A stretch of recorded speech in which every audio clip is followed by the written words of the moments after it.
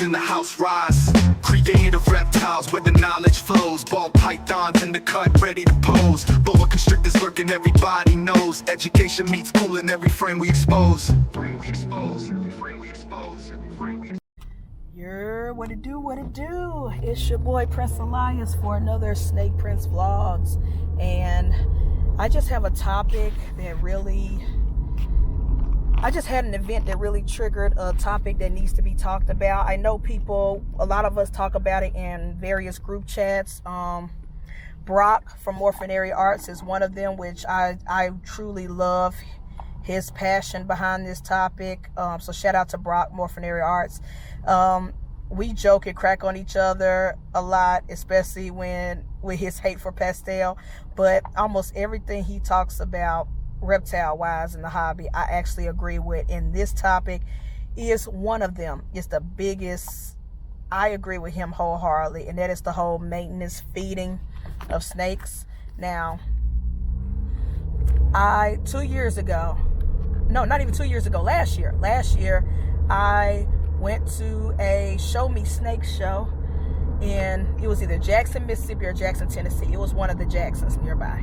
And I fell in love with a black pastel male snake. I named him Facilier.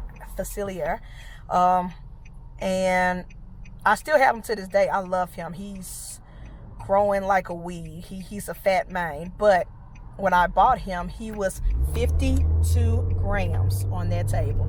I knew he was on the small side out of all the snakes on the table, but it just didn't dawn on me. Then I finally went home and I was like, let me weigh him. 52 grams. He should not have been on the table. No breeder should put a 52-gram animal on a table. But anyways, I had no problem getting him to eat. He took a frozen dog rat the next day after I bought him, and he's been smashing food ever since. I think he's about to be on wings now, close to small adult rats. I've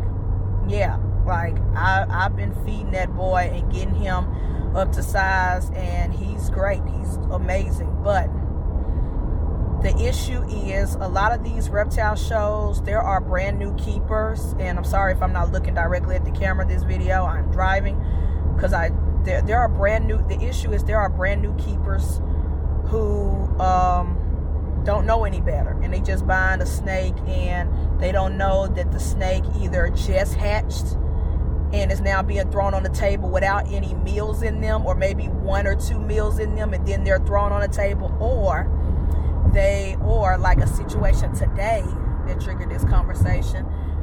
They were maintenance fed, and they should be much bigger than what they were now. I've been in this reptile hobby since 2015.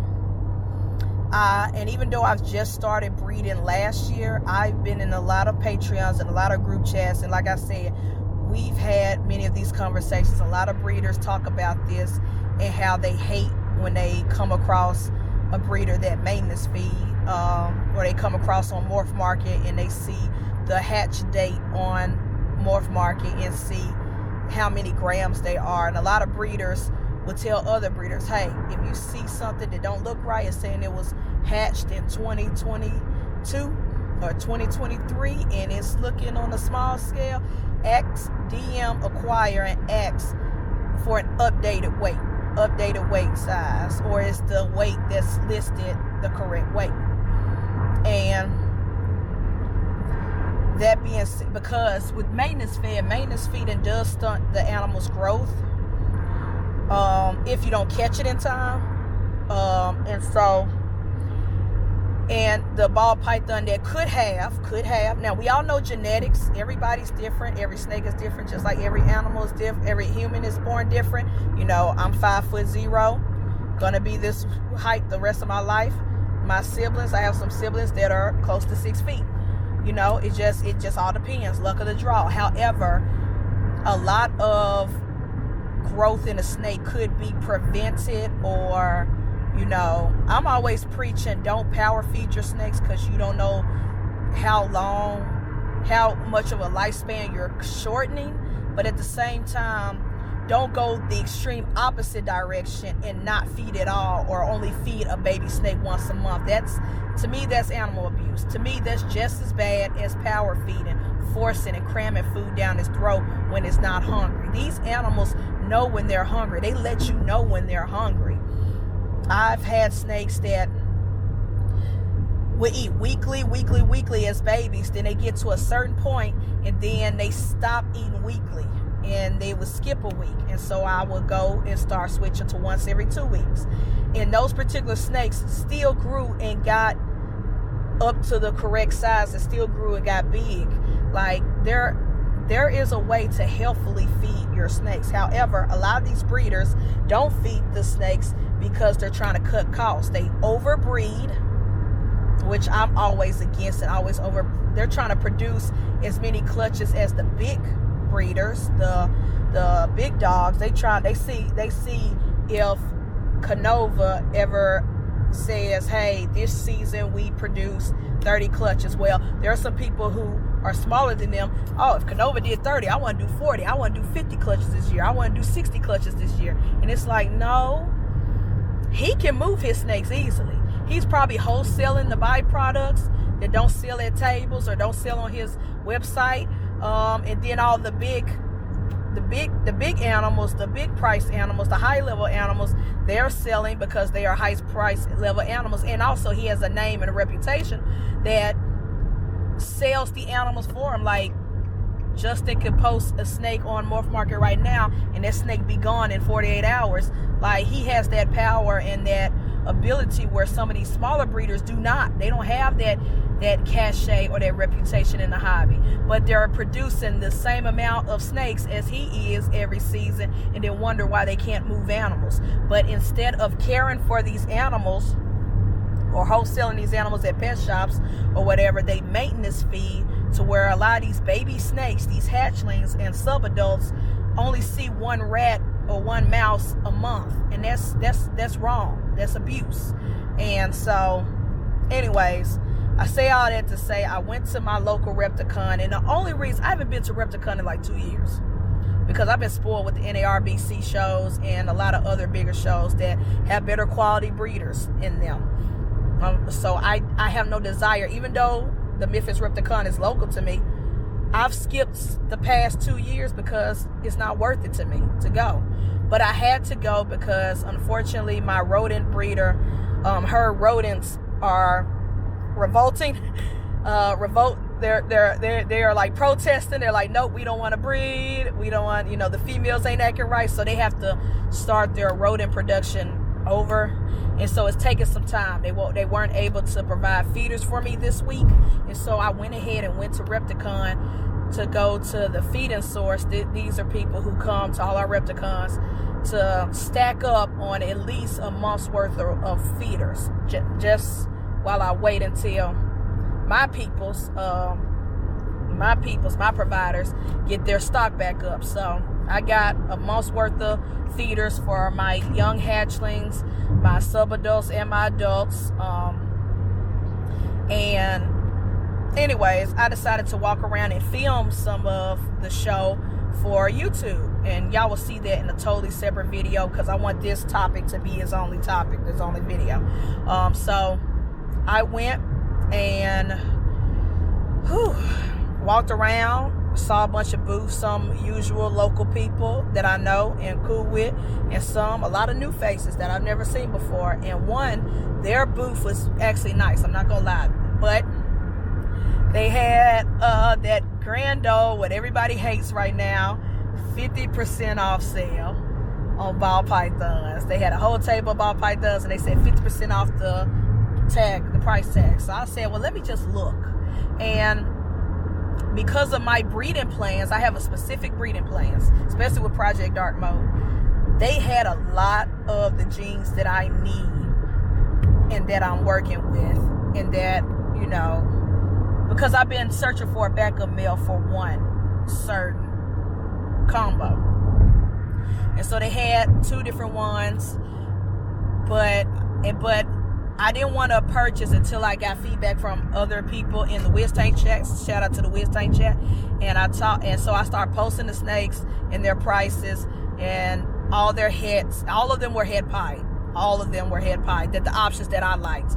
And I was like, so if you had to choose with your breeding projects, which one? Because I'm only picking one. I only have space for one in my quarantine rack. I only have space for one. So if you only pick one, what will it be?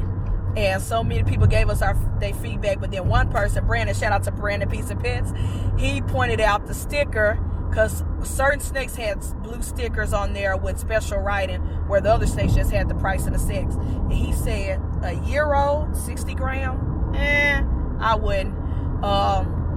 And so everybody started talking in chat about the whole maintenance feeding snakes, the blue tape snakes. That's what we're going to call them. Because on this table, the maintenance fed snakes had blue tape. And so I went ahead and talked to the breeder. I said, yo, were these maintenance fed? What's going on? And, you know, why is this a year old? Why was this hatched in 2023? And it's 60 grams. Like, I have a clutch that hatched in October 2023, and they're way bigger than that. Like, even my runt, even Wonder, as small as he was and as hard as he was getting established in the beginning, he is bigger than that. He like they're in the hundreds. Like, why is this 60 grams? And he was born around the same time as my first clutch. And the breeder was honest. He said, look, I'm helping a friend out who's getting out the hobby. I acquired his collection, and I'm just moving these snakes.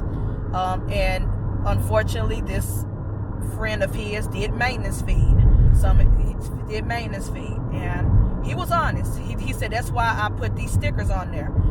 And he was very honest. He was upfront, and I appreciate that. And that's why I'm not gonna say his name or put him on blast or make everybody thinks that he's just the bad guy. He's just trying to move these animals for a friend. So I'm not gonna disparage his name because he was upfront and honest. But here's the thing, I can't vouch or promise that he's gonna be that upfront and honest with a pet keeper or a brand new person coming in the hobby, getting into snakes, going to Repticon for the first time to look at animals, and they see that price tag and they see that beautiful animal and they want to get it for themselves or for their children, but they don't understand, hey, this snake isn't supposed to be this small at this age.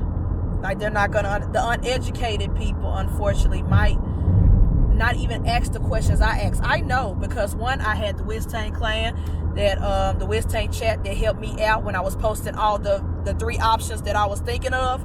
And Brandon pointed out, he said, read that sticker, read the birthday and the weight.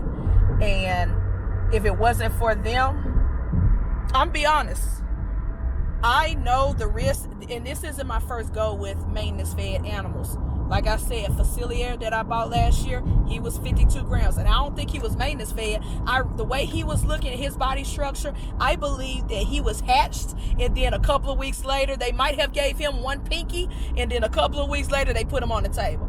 I think that was Facilier's story. But like, he was fresh out the egg and put on the table. But for other situations, there have been, I think I have purchased in the past as a pet only a maintenance fed snake, and I just didn't know it. But either way, all of my animals, the way I feed them, I'm willing to take the risk. I am willing. As a breeder, I am willing to take the risk and try to get this boy in a good diet, a good feeding regimen, and get him up to size. Whereas someone who's brand new into the reptile hobby may not be aware, and then they buy the snake, they go put in one of those glass tanks from Petco, and then all of a sudden, bam, the snake's not eating, they're struggling, the baby's not growing, and then the stunt the growth is stunted. You know what I'm saying? It's like, y'all breeders, y'all got to do better. Y'all got to do better. And not everybody, not all breeders do it, but there have been some people, some big name breeders who have been caught doing it, and nobody calls them out because they're big name breeders.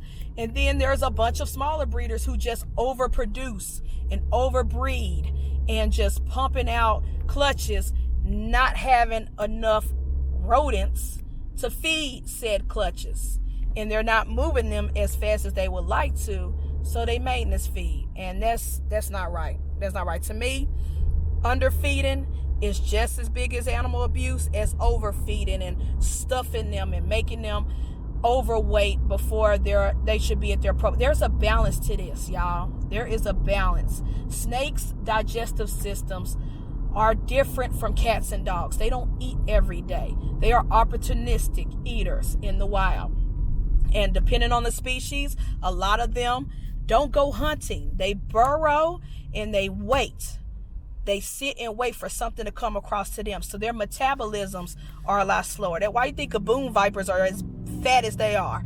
Because all they do is just sit. They don't move around. And retics in the wild are as thin as they are. Because the blood python or the gaboon viper or any of the Borneo shorttails, they just sit still and wait on their food. Whereas the retics are climbing trees, moving around, going from place to place, hopping, they're more active. And so we just got to feed these snakes the right way according to their species, but not overdo it, not stuff them. Like people have issues with boas breeding or boas being overweight because they're stuffing them and feeding them like they would a ball python, and you're not supposed to feed a boa like that. And then that's the reason why a lot of boas don't last over past 10 years old, because especially the BCIs and these female boas, they're being bred or dying at shorter rates, given only a few clutches because they're stuffed and packed with rats. There's a balance to this. There is a balance. Don't overfeed them, but also don't underfeed them. If they are babies, they should be eaten weekly, the appropriate size, every 5 to 7 days. Now again, every animal is different. Some animals might take a little bit, like my boy Wonder, to get established because he just did not want to play right with the rest, like his siblings, where his siblings were eating their first meals and just no problem. They were eating loud, they were eating frozen dog, they didn't care. Pinky, whatever, pup, they were just eating. Where he was like, I ain't in no rush. What is life? Is it really that important? You know what I'm saying? So you gotta, treat each animal with the respect, with the love, and don't abuse them. Don't underfeed because you don't have enough space or because you don't have enough rodents to feed them. Like, this gotta stop, y'all. This gotta stop. Now, I'm willing to take the risk on this particular animal that I bought because I really need the genetics for some projects of mine, multiple projects of mine. And so, I'm experienced. I'm way more experienced with so many different types of ball pythons that from so many spectrums. I've had I've dealt with all the things, the RIs, the only thing I haven't, knock on wood, the only thing I've never dealt with was mites, but I've had a mite scare at one point where I thought they were, but they weren't. But I've experienced the range of things when it comes to these ball pythons, because I've been keeping, like I said, since 2015, and I have so many different stories and experience. So I'm willing to take the risk with this maintenance fed animal and getting him up to the correct size and weight he's supposed to be. But I feel bad for any of the new keepers, any child getting their first ball python, I feel bad for them because they don't know any better and they just going to this table. And if they don't ask the right questions, the breeder might not have ever, if I didn't ask the right questions, the breeder might not have ever admitted that these weren't animals he bred, that these are animals he acquired from a collection because this breeder got out, and that particular breeder that sold his collection to him maintenance fed a lot of his animals. And so I just feel bad for any of the new keepers who would buy a snake at that expo and not be aware. Y'all, we got to do better. Whether it's your collection or someone else's collection, we got to do better. You gotta do better. Don't buy a collection if you can't afford to feed them all. You know what I'm saying?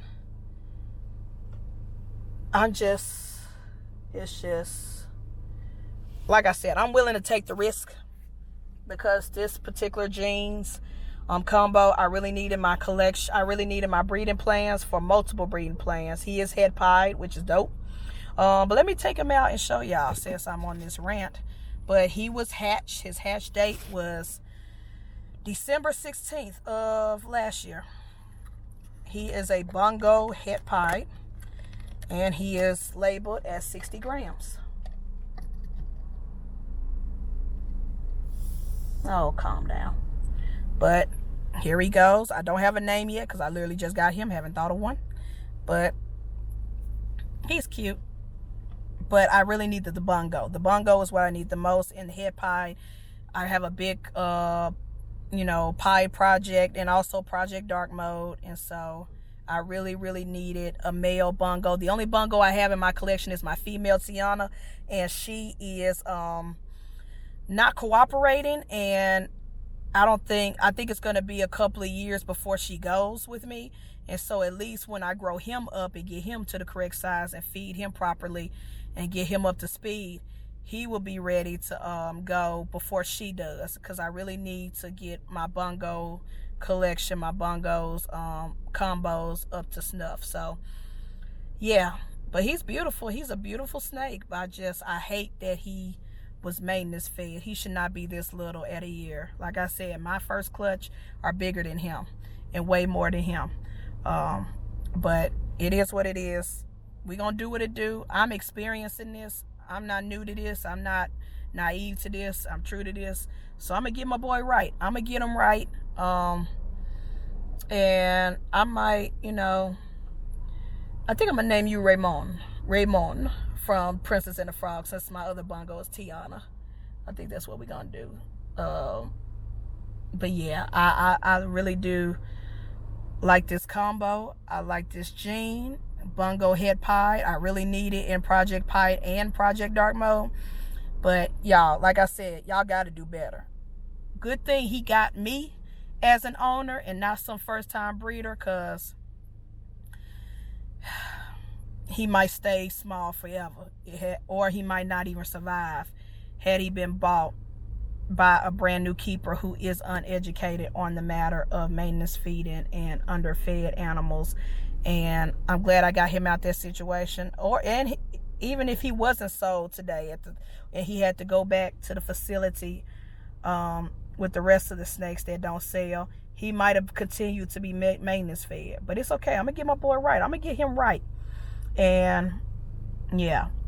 But anyways, the name is not set in stone. We're still working on it. But if I want to stick to the Princess and the Frog theme, it might be Raymond. But we'll see. We'll see. We're going to get him right. We're going to get this boy right. Get it tight. But again, y'all, do better. Do better. Breeders, stop with the maintenance feeding. Maintenance feeding is just as deadly and harmful to the snake as power feeding. And no. Feed them correctly. Appropriate size, appropriate weight. Weekly if they're babies. And then if they get older and become adults and want to do bi-weekly, then that's fine. But feed your snakes. And if you can't afford to feed them, stop breeding. Take a season off. Take a year off. Stop with the stop overproducing. Y'all gotta do better. Peace. Photogenic serpents taking over lives. Lessons and lenses, no disguise. Reptile lovers in the house rise. Creative reptiles where the knowledge flows. Ball